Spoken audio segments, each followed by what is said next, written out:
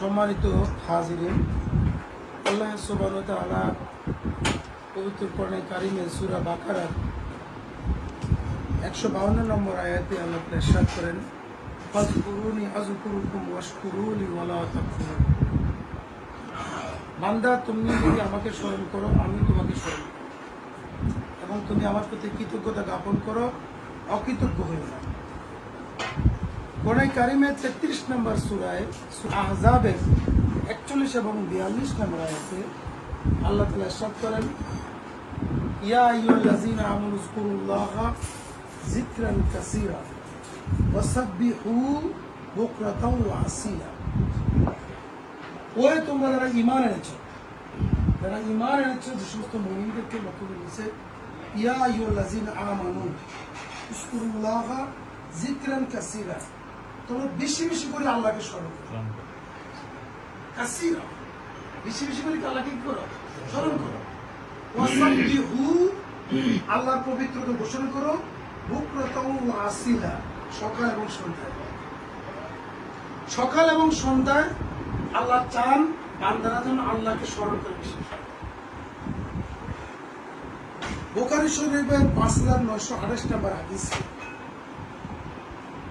আশআরী রাদিয়াল্লাহু আনহু থেকে বর্ণিত, তিনি বলেন, ক্বালা রাসূলুল্লাহ সাল্লাল্লাহু আলাইহি ওয়াসাল্লাম, মাসালুল্লাযী ইয়াযকুর রাব্বাহু, যে ব্যক্তি আল্লাহকে স্মরণ করে। মাসাল মানে কি? উদাহরণ। আল্লাহ তাআলা উদাহরণ দিচ্ছে, মাসালুল্লাযী ইয়াযকুর রাব্বাহু, যে ব্যক্তি আল্লাহকে স্মরণ করে, লা ইয়াযকুর রাব্বাহু, আর যে ব্যক্তি আল্লাহকে স্মরণ করে না।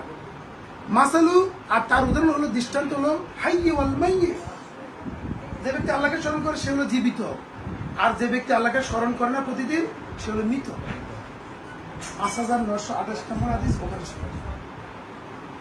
আমি যে কথাটা এই কোরআনে এবং হাদিসের কথাগুলো বলে আমি আমাদেরকে যে কথাটা বুঝতে চাচ্ছি সেটি হচ্ছে যে আল্লাহ সুবহানাহু ওয়া তাআলা চান বান্দা যেন সকাল সন্ধ্যা মানুষকে স্মরণ করে। বান্দারা যেন আল্লাহকে সকাল সন্ধ্যা স্মরণ করে। সকাল সন্ধ্যা স্মরণ আমরা অনেকে দেখি যে সকালে তাসবিহ পড়ি, বিকেলে পড়তে চাই না। আমরা বলি তো সকালে তো পড়ছি, সন্ধ্যা পড়ার দরকার নেই। সন্ধ্যায় পড়লে এবার রাত্রে পড়তে চাই না। আমি এটার উদাহরণটা এভাবে দিই, একজন লোকের মনে করেন ডায়াবেটিস রোগী, তো ডায়াবেটিস রোগী হলে তার যদি সকাল সন্ধ্যা যদি ওষুধ না খায় বা ইনসুলিন না দেয়, তাহলে সে কি হয়, পরের দিন তার ডায়াবেটিসটা বেড়ে যায়। একজন ধরেন আর্থ্রাইটিস রোগী, তাকে সকাল সন্ধ্যা স্যালাজিন ওষুধ খেতে হয়। ডায়াবেটিস বেড়ে গেলে ইনসুলিন পিছিয়ে তাকে দিতে হয়। প্রেশারের রোগীদেরকে প্রেশার ওষুধ সকাল সন্ধ্যা খেতে হয়। জ্বর হলে তাকে একটা অ্যান্টিবায়োটিক খেতে হয়। তার মানে ওষুধ সেবনটা সকাল এবং সন্ধ্যায় উভয় বেলায় করতে হয়, অথবা প্রতিদিন করতে হয়। ঠিক আল্লাহ সুবহানাহু ওয়া তাআলা বলছে, ওয়া বুকরাতাও ওয়া আসীলা, তুমিও ওয়াসাব্বিহু বুকরাতাও ওয়া আসীলা, ওই বান্দারা তুমিও কি করো, সকাল এবং সন্ধ্যায় আমাকে স্মরণ করো। যদি স্মরণ না করো তাহলে তোমার দিল কাল্প কি হয়ে যাবে, মরে যাবে। তোমার কাল্পটা কি হয়ে যাবে, মরে যাবে। আর কাল্প যদি, অন্তর যদি মরে যায়, তাহলে তুমি ইমানের স্বাদ পাবা না, দিনের কাজ করতে তোমাকে স্বাদ লাগবে না। তোমার কাছে সবকিছু একটা সন্দেহ পাবো না, দিনের কাজ করতে পারবে না, নামাজ তোমাকে পড়তে ভালো লাগবে না, রোজা রাখতে ভালো লাগবে না।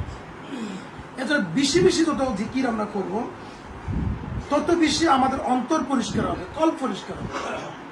এজন্য আমরা সকাল এবং সন্ধ্যায় যে জিকিরগুলো আল্লাহ তাআলা এবং প্রিয় নবী মুহাম্মদুর রাসূলুল্লাহ সাল্লাল্লাহু আলাইহি ওয়াসাল্লাম নির্দেশ দিয়েছেন, সেই বিষয়গুলো আমরা যেন পড়ার চেষ্টা করি।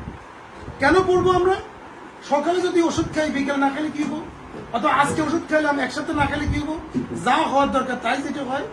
ঠিক সেরকম আমরা যদি সকাল সন্ধ্যা নিয়মিত বান্দারা যদি আল্লাহ স্মরণ না করি, তাহলে ওইভাবে আমরা যে অসুস্থ হলে সেটি হবে। কল যদি মরে যায়, যেমন মনে করেন যখন কোনো লোক ডায়াবেটিস আক্রান্ত হয়, তখন কিন্তু তার নেগেটিভ বিষয়গুলো খেতে ইচ্ছা করে, মানে তার মিষ্টি খেতে ইচ্ছা করে। ঠিক কল যখন মরে যাবে, তখন তার অন্যায় করতে ইচ্ছা করবে, মিথ্যা কথা বলতে ইচ্ছা করবে, গীবত খেতে ইচ্ছা করবে, অসৎ কাজ করতে ইচ্ছা করবে। মানে নেগেটিভ বিষয়গুলো কি, তার বেশি বেশি আগ্রহ সৃষ্টি হবে। আর যখন সে পরিপূর্ণভাবে দিনের পথে দাখিল হয়ে যাবেন, আল্লাহকে স্মরণকারী বান্দা হয়ে যাবেন, তখন কি হয়ে যাবে, তার অন্তরটা প্রশান্তি হবে। তার অন্তর হবে কি, প্রশান্তিময়। উদউনি ইস্তাজিবু লাকুম। আল্লাহ বলছে তোমরা আমাকে ডাকো, আমি তোমাকে কি করব, তোমার ডাকে সাড়া দিব। আল্লাহ আল্লাহ আল্লাহ হাদিসে কুদসির ভিতরে আবু হুরায়রা রাদিয়াল্লাহু আনহু হাদিসটি আল্লাহ রাসূল ইরশাদ করেন, আল্লাহ তাআলা বলছেন যে তোমরা যদি কোনো সমাবেশে আমাকে চিন্তা করো, স্মরণ করো, আমি তার চাইতে উত্তম সমাবেশে আমি তোমাদেরকে স্মরণ করব। তুমি যদি আমাকে মনে মনে স্মরণ করো, তোমার মনে, আমি আমার কুদরতের মনে তোমাকে স্মরণ করব। সুবহানাল্লাহ। তুমি যদি আমার পথে 1 বিঘা হাঁটো, আমি তোমার পথে 1 হাত হাঁটবো। সুবহানাল্লাহ। আল্লাহ তাআলা বলছে তুমি যদি আমার হাতে 1 হাত হাঁটো, আমি তোমার হাতে তোমার দিকে 1 গজ হাঁটবো। আর আমি যদি তোমার সাথে আস্তে আস্তে আমার পথে আস্তে আস্তে তুমি হেঁটে যাও, তাহলে আমি তোমার জন্য দৌড়াই দৌড়াই কি করব, তোমার জন্য স্মরণ করব। তা আমরা যদি আল্লাহ সুবহানাহু ওয়া তাআলাকে যদি পেতে চাই, আল্লাহর প্রকৃত বান্দা হতে চাই, আমাদের অন্তরকে পরিষ্কার করতে চাই, আল্লাহর শুকর গুজারকারী বান্দা হতে চাই, তাহলে আমাদেরকে বেশি বেশি করে আল্লাহর জিকির করতে হবে। এই জিকিরের অনেকগুলো বিষয় আছে। কিছু বিষয় আছে তাসবিহ, তাহমিদ, তাহলিল, তাকবীর, যেমন সুবহানাল্লাহ 33 বার পড়া, আলহামদুলিল্লাহ 33 বার পড়া, আল্লাহু আকবার 34 বার পড়া। এগুলো হলো আল্লাহর প্রশংসা করা। লা ইলাহা ইল্লাল্লাহু ওয়াহদাহু লা শারীকা লাহু লাহুল মুলকু ওয়া লাহুল হামদু ওয়া হুয়া আলা কুল্লি শাইইন কাদির। এটা প্রশংসা করা। এভাবে এই বিষয়গুলো কি প্রশংসামূলক, এটা এক ধরনের ওষুধ। 5 ওয়াক্ত নামাজের পরে আয়াতুল কুরসি পড়া, এটা নিজের জীবনকে প্রোটেক্ট করা, এটা হলো এক ধরনের ওষুধ। মনে করেন এটা ডায়াবেটিস ওষুধ। 3 বার 3 কুল পড়া, সূরা ইখলাস, ফালাক, নাস 3 তারিখে 9 বার, সকালে 9 বার পড়া, সারাদিনের জন্য প্রোটেক্ট করা। সন্ধ্যার সময় পড়া, রাতের জন্য প্রোটেক্ট করা। ঘুমানোর সময় পড়া, ঘুমানোর সময় প্রোটেক্ট করা। এবং 3 কুল করে আমরা 9 বার করে পড়তে পারি। তাহলে এইভাবে কিছু ওষুধ হলো ডায়াবেটিসের জন্য, মনে করেন কিছু ওষুধ জন্য প্রেশারের জন্য, কিছু জন্য নিজের নিরাপত্তার জন্য, আল্লাহ তাআলা আমাকে সম্পদ দিয়েছে এটা শুকরিয়ার জন্য, ঋণগ্রস্ত থাকলে ঋণ পরিশোধের জন্য দোয়া করা।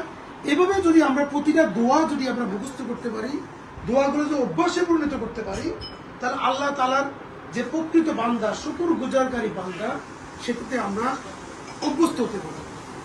আল্লাহ তাআলা যেন আমাদেরকে তার দ্বীনের পথে চলাকে সহজ করে দেন। আমিন। আমরা যেন আল্লাহর স্মরণকারী, ওয়াসাব্বিহু বুকরাতাও ওয়া আসিলা, সকাল সন্ধ্যায় আল্লাহ তাআলা যে নির্দেশ দিচ্ছে, তুমি সকাল সন্ধ্যা আমাকে স্মরণ করো, ওই সকাল সন্ধ্যা যেন আমরা স্মরণ করতে পারি। প্রিয় ভাইরা আমার, হায়াত মতের খুব ক্ষণস্থায়ী জিন্দেগি। আমাদের অনেক অনেক ভাই জন্মের পরে মারা গেছে, 5 বছর বয়সে মারা গেছে, 20 বছর বয়সে মারা গেছে, স্কুল লেভেলে মারা গেছে, কলেজ লেভেলে মারা গেছে, 40 বছর মারা গেছে, 45-এ মারা গেছে, 50-এ মারা গেছে। আমরা যাদের 50, 60, 70 হয়ে গেছে, আমরা কিসের আশায় আমরা দিন থেকে বিরত থাকতেছি? কিসের আশায় আমরা নামাজ, 5 ওয়াক্ত নামাজ জামাতের সহিত পড়তেছি? কিসের আশায় আমরা ইসলামের পথে চলাকে সহজ মনে করতেছি? প্রিয় ভাইরা, কার কখন ইন্তেকাল হয় জানি না। আমরা সকলে আজকের এই মুহূর্তে তওবা করে, ইস্তেগফার করে আমরা দ্বীনের পথে চলাকে মনস্থির করে দিই। আল্লাহর কাছে বলি, আল্লাহ হে গাফুর রহিম, আমরা আপনি ক্ষমাশীল, আপনি দয়ালু, আপনি আমাদেরকে ক্ষমা করে দেন। আমরা আর কোনোদিন নামাজ কাজা করব না, আমরা আর কোনোদিন নামাজ ছেড়ে দিব না, আমরা কোনোদিন ইসলামের পথ থেকে অন্য পথকে প্রাধান্য দিব না। আল্লাহ তাআলার কাছে আমরা যেন ক্ষমা পেতে পারি, আমরা যেন সকলে তাওবা ইস্তেগফার করে নিজেদের জীবনকে পরিচালনা করতে পারি। আল্লাহ আমাদেরকে সে তৌফিক দান করুক। আমিন। ওমা তৌফিক ইল্লা বিল্লাহ। সুবহানাকা আল্লাহুম্মা ওয়া বিহামদিক, আশহাদু আন্না লা ইলাহা ইল্লা আনতা, আস্তাগফিরুকা ওয়া আতুবু ইলাইক।